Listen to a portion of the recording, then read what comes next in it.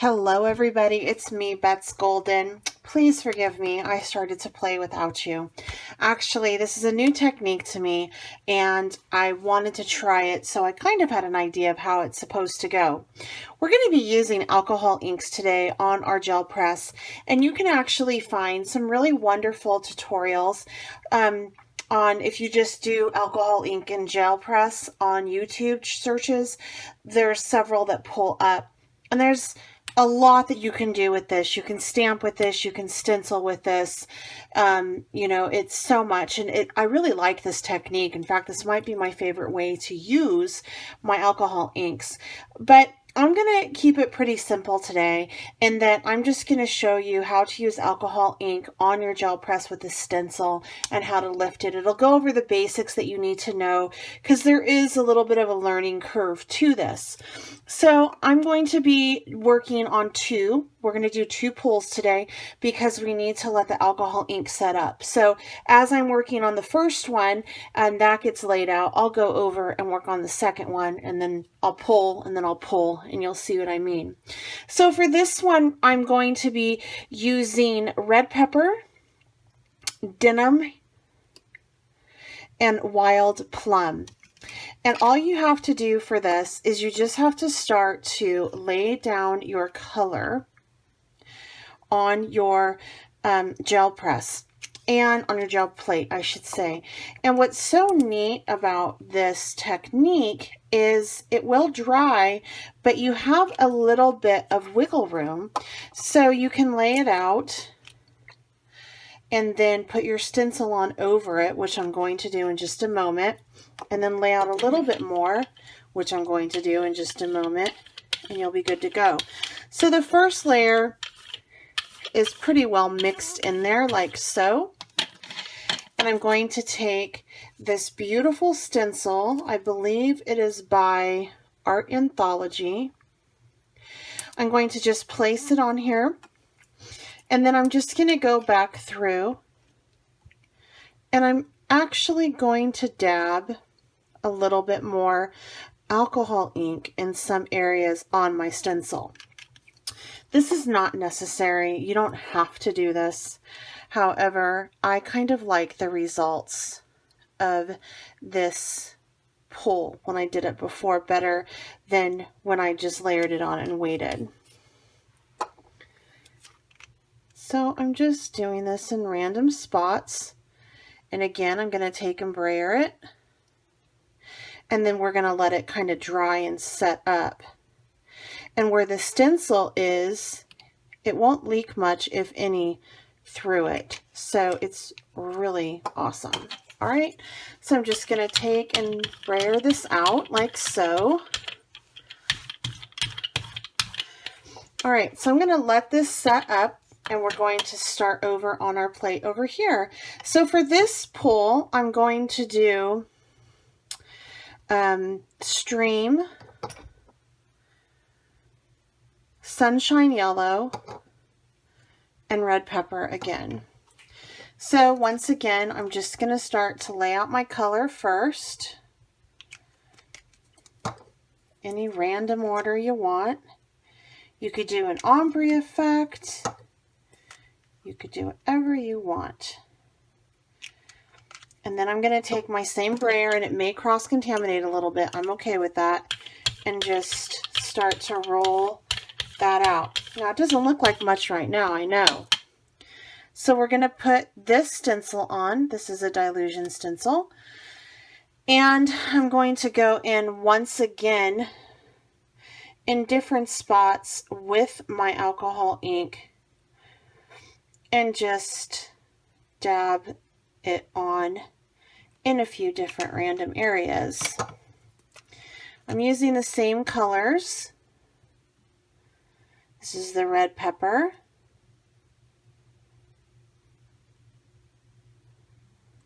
And then we're going to finish off with this beautiful stream.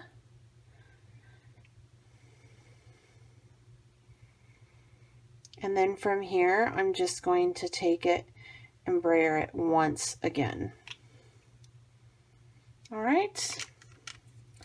So there's that, like so. And there we go. Now from here, I'm going to lift this and I'm going to put this acrylic paint over the top.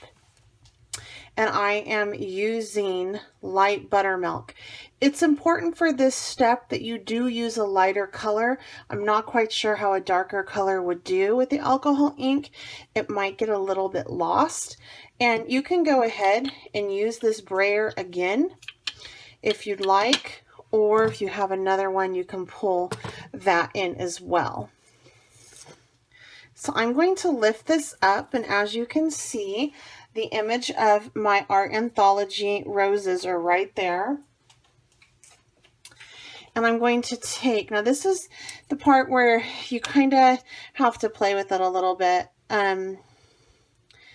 You want to make sure that you get coverage on it, but you want to be able to see your image through a little bit.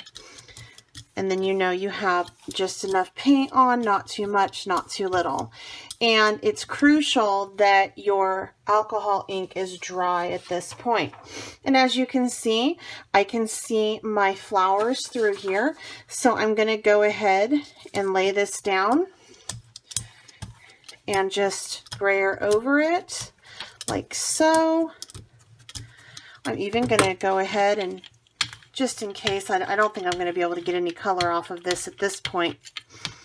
And then we're going to go ahead and just lift that up.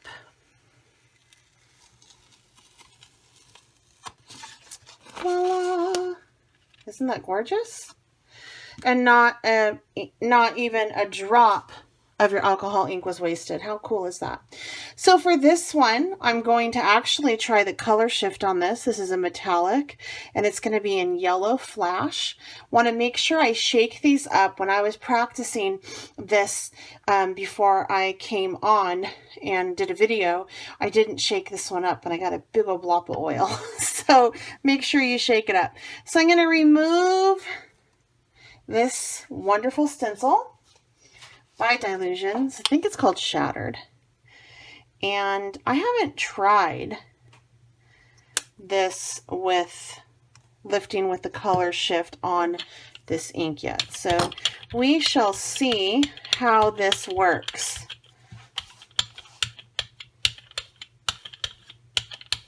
It looks like that's a pretty good coverage. Let me go ahead and just throw down my piece of paper, and again, I'm just gonna brayer off that excess as well as getting a nice coverage on it. And again, I'll do that over here as well. Let's see if it worked. It sure did. And look, my gel plate is so clean. That is so cool. So there's a couple things that I enjoy about this and I appreciate. First of all, when you use your alcohol ink, not a drop of it goes to waste. It all is picked up. Secondly, you get a very cool look. This is something that you could do in your journal. So usually with alcohol ink, you can only use it on glossy paper. By using your gel press, it allows you to use it on a multitude of substrates, which is very neat. So you could use this on a canvas. You could do this in your art journal. You can make a card. You can use it on paper. You can use it on fabric, burlap. Think of everything. This opens up so many doors with your alcohol ink. And last but not least, it cleans your gel press. The reason why it's so messy around here is because that's not where I put my alcohol ink, but you better bet your bottom dollars that I'm going to lay some alcohol ink out and try to just clean this up and see what happens. So this is a really fun technique. It has beautiful results that you cannot duplicate, which is very cool. I will have a list of supplies for you down below if you're interested. I believe that any kind of acrylic paint will work on this. The trick is when you are laying your paint out, you don't want it so thick that you cannot see the image through it. You want it thin enough where you can see the image, but there is paint. So that's the part that you're going to have to play with.